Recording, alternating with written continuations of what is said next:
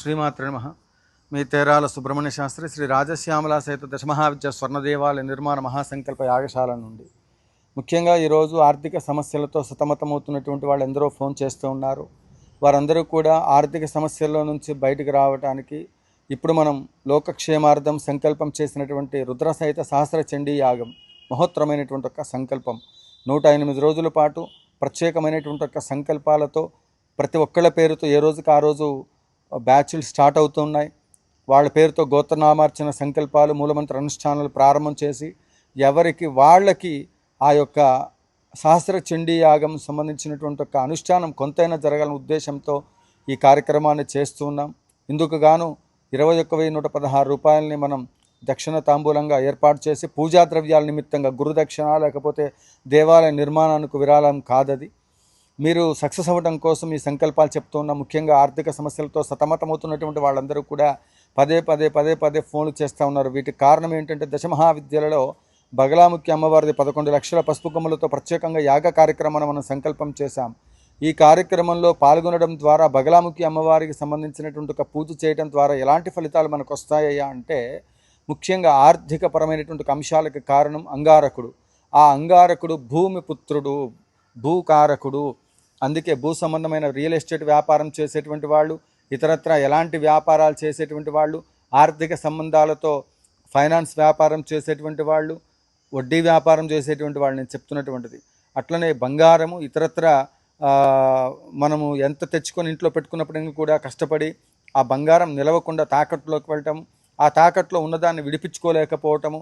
అదే మాదిరిగా బంగారం వ్యాపారం చేసేటువంటి వాళ్ళు, ఉద్యోగంలో ఉన్నటువంటి వాళ్ళు, సంతాన సమస్యలతో బాధపడుతున్నటువంటి వాళ్ళు, వైవాహిక జీవితంలో సమస్యలు ఏర్పడుతున్నటువంటి వాళ్ళు, భార్యాభర్తల మధ్య సమస్యలు వచ్చి విపరీతమైనటువంటి ఒక కష్టాలతో నష్టాలతో వాళ్ళ జీవితంలో సుఖశాంతులు లేకుండా సంపాదన లేనటువంటి ఒక ఇంట్లో పురుషుడు ఉన్నప్పుడు వాడు ఎంత సంపాదించిన రోజులు కుటుంబం మొత్తం బాగానే చూస్తారు. ఎప్పుడైతే సంపాదన వాడి గ్రహస్థితో ఇంకోటో ఏదో జరిగి అతనికి ఇబ్బంది జరిగింది అంటే ఆ ఇంట్లో ఆ పురుషుడికి, ఆ ఇంటి యజమానికి జరిగే అవమానం అంతా ఇంత కాదు. ఎందుకురా బతుకున్నాననే విధంగా చుట్టూ సమాజము, అదే మాదిరిగా ఇంట్లో ఉన్నటువంటి వాళ్ళు ఇబ్బంది పెట్టేటువంటి ఒక పరిస్థితులు, ఇవన్నీ కూడా కుజుడికి సంబంధించినటువంటివి. పోలీస్ స్టేషన్ స్థాయి తగాదాలు, కోర్టు కేసులు, ఏం మాట్లాడినా మనం ఎంత మాట్లాడినప్పటికీ కూడా ఆ మాటల ద్వారా వ్యతిరేకమైనటువంటి ఒక దుష్ఫలితాలు రావటము, మనం ఎంత మంచిగా మాట్లాడి అడుగు వేసినప్పటికీ కూడా చెడు ప్రచారం జరగటము, వీడు సమాజంలో ఒకడు జోలికి పోనటువంటి వాడు కూడా చివరికి వీడంత దుర్మార్గుడు ఇంకొకడు లేడన్నట్టుగా వాళ్ళ జీవితాల్లో ఇబ్బందులు కలిగేటువంటి ఒక పరిస్థితులు రావటము, ఇవన్నీ కూడా కారణం దేనివల్ల వస్తుంది అంటే కుజుడు వల్ల. ఇక్కడ ముఖ్యంగా ఒకప్పుడు ఎవరికి సంబంధించిన దాంట్లో మరి ఇప్పుడు అంతా కూడా మనం ఈ మధ్యకాలంలో చూస్తున్నాం గురువుగారు. ఇంతకుముందు మరి పరిస్థితులు లేవా, మరి ఏంటి ఎందుకు అనంటే పూర్వకాలంలో సొంత గృహాలు ఉండేవి, అపార్ట్మెంట్ కల్చర్ అనేటువంటిది లేదు. తద్వారా వాస్తు ప్రకారంగా ఎలాంటి దోషాలు లేకుండగా సమిష్టిగా ఉమ్మడి కుటుంబాలు ఉండేవి. రాను ఉమ్మడి కుటుంబాలు కాస్త చిన్న కుటుంబాలుగా, చివరికి చిన్న కుటుంబాలు కూడా చివరికి భార్య ఒక చోట, భర్త ఒక చోట, పిల్లలు ఒక చోట, జీవన పోరాటంలో వాళ్ళు తీసుకునేటువంటి ఒక నిత్య నైమితిక కర్మల్లో కనీసం భగవంతుడి దగ్గరికి వెళ్ళి పూజ చేసుకోవడానికి కూడా అర్హత లేనటువంటి ఒక స్థితులు కలిగే విధంగా వాళ్ళ యొక్క ప్రవర్తన, ఇవన్నీ కూడా ఏంటంటే కలి వైపరీత్యంలో ముఖ్యంగా కలియుగంలో ఈ భూ సంబంధమైనటువంటి ఒక కుజుడికి సంబంధించినటువంటి ఒక గ్రహ ప్రభావం చేత వాళ్ళ జీవితంలో ఈ ప్రాబ్లమ్స్ అన్నిటికీ కూడా మరి ఒక వ్యక్తి ఉన్నత స్థితిలోకి రావాలి అంటే మరి మనం ఇప్పుడు సొంతంగా ఇల్లు కొనుక్కోలేము, దాన్ని సపరేట్ స్థలం కొనుక్కొని ఇల్లు కట్టుకొని శంకుస్థాపన చేసి ఆ విధంగా ఉండడం ఎంతమందికి సాధ్యమవుతుంది? ఒకవేళ ఏదైనా ప్రాబ్లం వస్తే దాన్ని సరిదిద్దుకోవడానికి అవకాశం ఉండే పరిస్థితులు ఎంతమందికి ఉన్నాయి? కాబట్టి జాతక చక్రంలో ఉండబడేటువంటి ఒక దోషాలు తొలగించుకోవడానికి అనేక పూజలు పునస్కారాలు చేస్తూనే ఉంటారు. కానీ ఎక్కడ ఏదో చోట ప్రాబ్లం ఉంటూనే ఉంటుంది. కాబట్టి ఇక్కడ ఏ సమస్య వచ్చినప్పుడు కూడా ఈ మధ్యకాలంలో ఎక్కువ మంది నాకు ఫోన్లు చేసి నాకంటే ముందుగానే వాళ్ళు చెప్తున్నటువంటి ఒక అంశం ఏంటంటే మా పైన ఏదైనా చెడు ప్రయోగాలు చేశారా, మా మీద ఏమైనా ఇబ్బంది జరిగిందా, ఇది అన్నిటికీ కారణం ఏంటి అంటే కుజుడు యొక్క ప్రభావం వల్ల ఆరోగ్య సమస్యలు, కుటుంబ సమస్యలు, ఇంతకుముందు నేను చెప్పిన ప్రతి సమస్యలు వస్తూ ఉంటాయి. ఉన్న ఇల్లు అమ్ముకోవటం, రోడ్డు పాలవటం, వాహనాలు సరిగా ఉండవు, కాలి నడకన ప్రయాణం చేసే పరిస్థితులు రావటం, లగ్జరీ లైఫ్లో నుంచి ఉన్నటువంటి కింద పట్టడం, ఒక్కోసారి వాడు ఏమి లేని బికారి కూడా కోటీశ్వరుడిగా అర్ధరాత్రికి కోటీశ్వరుడు అయినటువంటి ఒక స్థితి కలగడం. అయితే అదృష్టం కూడా అలానే ఉంటుంది. మరి ఇవన్నీ కూడా ఏ గ్రహ ప్రభావం చేత ఈ ప్రాబ్లం వస్తుందో ఆ గ్రహం వల్లే. ఇప్పుడు శివుడు మంగళకారకుడు, కుజుడు యొక్క ప్రభావం దేవతలపైన కూడా ఉంటుంది. అందుకే శివుడికి మంగళకారకుడు అంటున్నారు. ఆ మంగళ అనే పదం ఆ కుజుడికి సంబంధించినటువంటిది. అట్లనే సర్వమంగళ మాంగళ్యే శివే సర్వార్థ సాధిక అనే దాంట్లో సర్వమంగళాదేవికి కూడా మంగళ అనే పదం అక్కడ అంటే కుజుడు యొక్క ప్రాముఖ్యత చూడండి. మన ఇంట్లో ఏ దేవత అనుగ్రహం పొందాలన్నా, ఏ శుభ కార్యక్రమం జరిగినప్పటికీ కూడా మంగళకరమైనటువంటి ఒక మంగళ తోరణాలు, మంగళ వాయిద్యాలు అంటూ ఉంటారు. మంగళము అనేటువంటిది లేకుండా లేదు. అందుకే శ్రావణ మాసం రాగానే మంగళగౌరి నోములు చేస్తూ ఉంటారు అమ్మవారి యొక్క అనుగ్రహం కోసం, సౌభాగ్యం పొందటానికి. ఎవరైతే ఈ వ్రతాలు చెయ్యరో వాళ్ళ కుటుంబ జీవితంలో, వైవాహిక జీవితంలో అనేక సమస్యలు అనేటువంటిది ఉత్పన్నమయ్యే అవకాశం ఉండడమే కాకుండా మనిషి పిచ్చివాడిగా, ఒక ఉన్మాదిలాగా కూడా తయారయ్యేటువంటి ఒక స్థితిగతులు కూడా కేవలం కుజుడు యొక్క ప్రభావం వల్లనే ఉంటాయి.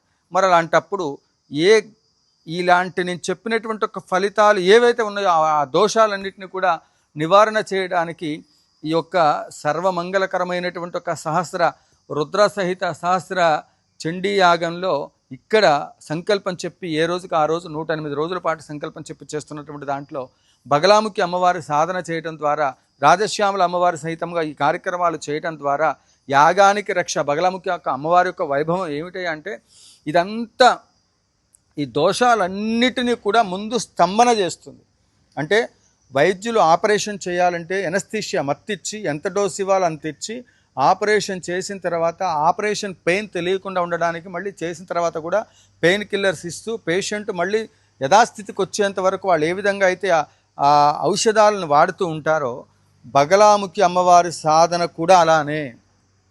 బగలాముఖి సాధన ఒక్కటి చేస్తే ప్రాబ్లం తీరదు.